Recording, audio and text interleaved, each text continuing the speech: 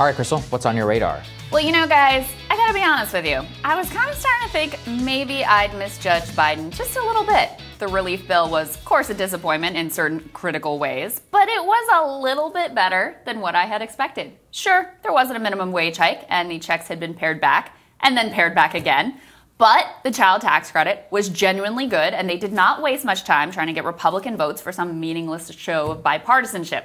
Maybe even more significantly, Biden aides were crowing to every reporter who'd listened that they had truly learned the lessons of the Obama era, that they were not going to listen to the deficit hawks, and that they knew the political danger lay in going too small, not too big. Maybe, I thought, this would go a little bit different than how I thought it would go. Update, it is not, in fact, going any different than how I thought it would ultimately go.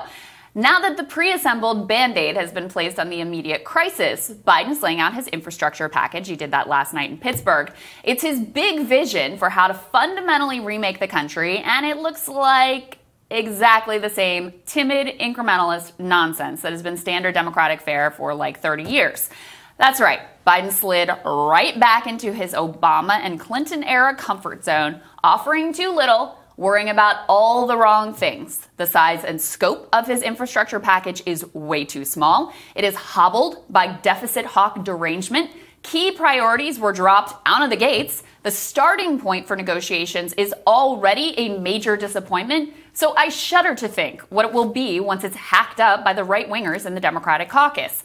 Biden is offering a roughly $2 trillion package, a far cry from the $11 trillion that progressives had floated. Not that I ever thought their voices would matter whatsoever. But get this, even Joe Manchin, the right-wing lord of the Senate Democrats, volunteered that he wanted a $4 trillion infrastructure package. So Biden begins his opening bid with half of that? $2 trillion? What are you doing right now? This is not a negotiation, it's an own goal. As AOC put it, the important context here is that it's $2.25 trillion spread out over 10 years. For context, the COVID package was $1.9 trillion for this year alone, with some provisions lasting 2 years. Needs to be way bigger.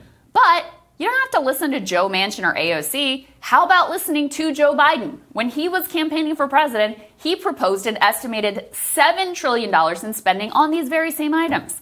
What changed between then and now that suddenly you think less than a third of that amount is going to do? Here's another item that really sticks in my craw. One of the reasons that so many liberals and progressives were triumphantly celebrating the COVID relief bill was because of the child tax credit that would put a small floor underneath of families. Some estimates even said that this measure could cut childhood poverty by half. I mean, we could eliminate child poverty altogether, of course, but half is still obviously a very good thing. Felt like a real Debbie Downer to keep reminding people that this tax cut was only temporary and that I remained skeptical that the credit would end up being made permanent. But Democrats and their media enablers were totally confident that it would become a permanent feature of the American political landscape because it would just be way too popular to get rid of. Well, guess what? Before even introducing this plan, the White House dropped the child tax credit. They didn't even try. I mean, I'm losing my mind here. They acknowledge that it's extremely popular and good politically, and then they pull it from the plan before they even start. Maybe it will be in the second as yet to be announced portion.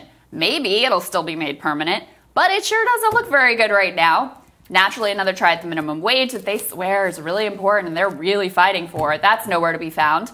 Most distressingly, the PRO Act, which would be a hugely significant game changer for unions, it gets a little passing mention. Honestly, I wish it was left out of the conversation altogether because this essentially means they are not serious about it. They're going to do exactly what Obama did with card check, sort of vaguely pretend to support it, but not do a damn thing to actually get it through. We have seen this all before, folks. The already insufficient plans being needlessly whittled down, the obsession with negotiating with yourself before you even step out of the gates, the constant compulsion to hand-wring about what the so-called moderates might think or what might endanger them in their districts. Even if you don't really care about the climate or the jobs or the bridges, if all you care about is electing Democrats, this is a really bad and politically perilous move. Democrats have to do absolutely everything right in order to keep control of the House and the Senate. They need the wind at their backs, and they need to make all the right political moves. This ain't it. Spare your, well, it's better than what Trump would do, and, well, it's better than nothing. Sure, okay, whatever. Let me know when you're tired of settling for these scraps. And Sagar, there is so much to unpack here. First of all, Biden's speech last night, he's like, oh, this isn't just nibbling around the edges. This is as transformative as since the highway system was built. That's ridiculous. That's not true. It's just silly to imagine that. And then they clearly got caught up in this deficit hawk mindset of like, we've got to have the whole thing paid for. That limited the overall size. And I don't mind the tax hikes that are here on the rich. That's all fine and good. But they use that to limit the size of this. And now it's just woefully inadequate. I think AOC's point that you're talking about $2 trillion spread over a decade. Versus with the relief bill, you're spending that in 1 year. That's the level of spending you need on the right priorities in order to actually have a transformative impact here. So it's just purely fantasy that this remotely lives up to the billing of what it's supposed to be. There's a lot going on here. The most annoying part is this, which is that if you're ever going to deficit spend for anything, shouldn't it be for infrastructure? Actually, infrastructure is the last thing that you should have to pay for because it pays for itself. That's literally like, if anything, the COVID relief bill had much more of a justification for wanting to pay for and raise taxes and all of that. Anyway, I digress because this is like something that annoys the crap out of me whenever it comes to infrastructure.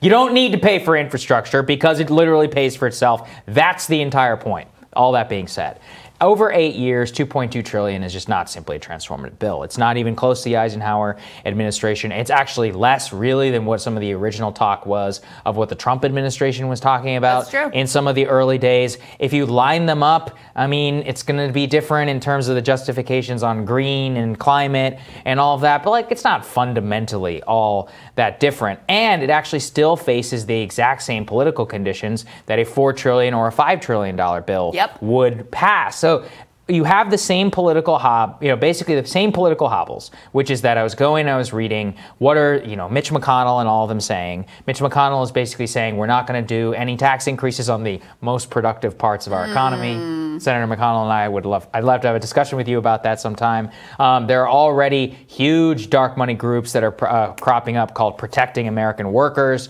run by Mark Short, who is Mike Pence's former chief of staff, in order to try and block this thing. The chamber is coming out and say, no, you're not supposed to tax us to pay for it. You should tax the American people because they're the ones who are going to benefit from it. Who are driving on the roads. Right, got it. Okay, got it. Because they're definitely not the ones who would benefit from a large thing in infrastructure. So basically get the worst of all worlds, which is total Republican, not only Republican opposition, big business opposition to this entire thing. It's not necessarily transformative, which actually means it will be less popular in the eyes of the public and it will be easier to drag out. And I was looking at a timeline. This thing is going to take a long time. They want to pass this by July 4th. So we got 92 legislative days. This is according to Jake Sherman. Now, in terms of the fights that are going to be happening on this, you've got the SALT tax or bust caucus, who are just, those are the most incredible people in Congress, really. I wish I had the chutzpah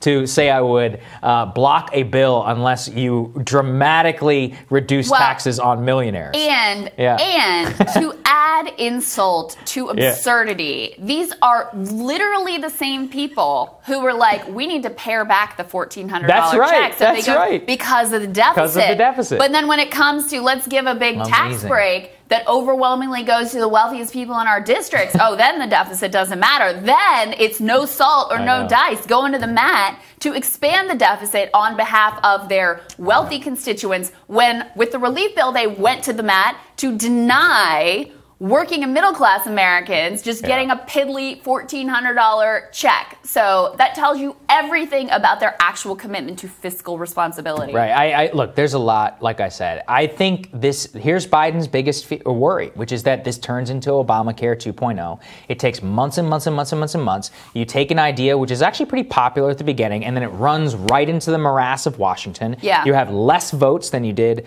last time around. You've got a different Republican opposition and all of that. And you have problems within your own caucus, so you could end up sprinting across the finish line here with something which is like half popular, half not, and could become a culture or a problem. I don't think that's necessarily what's going to happen, but it's not going to be the grand slam that Donald Trump could have had in 2017 and the grand slam that Joe Biden could have had if he wanted to go much bigger. I think your point that, like, they're going to mount the same level of opposition to this $2 trillion bill as they would have to a $10 trillion bill. Which is what happened with Obamacare, right? It's the exactly. Same thing. Yeah. They're going to mount the same level of aggressive attack and opposition. Centrists are going to be the same pains in the asses here that they would have been if it was $10 trillion.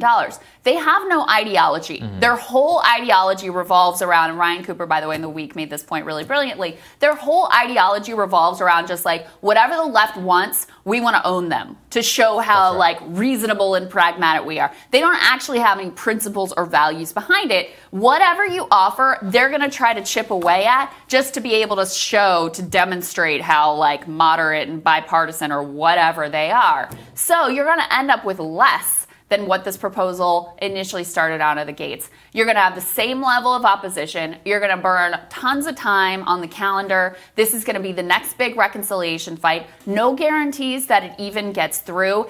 And ultimately, at the end of the day, after spending all this political capital to get it through, it doesn't amount to a whole lot. Yeah. And look, I mean, yes, there are good things in here. You always have to say, look, they want to replace all the lead pipes in the country. That's great. They want to upgrade 10,000 bridges. That's great. They want to rebuild the 10 most important bridges in the country. That's great. They want to expand rural broadband, affordable rural broadband access, something I would personally benefit from by 2030. Congratulations. Yeah. But look, these are good things. But the idea that this is anywhere near what we need is bananas. There was a study in 2017 that said just to get our existing infrastructure up to snuff, $4 trillion.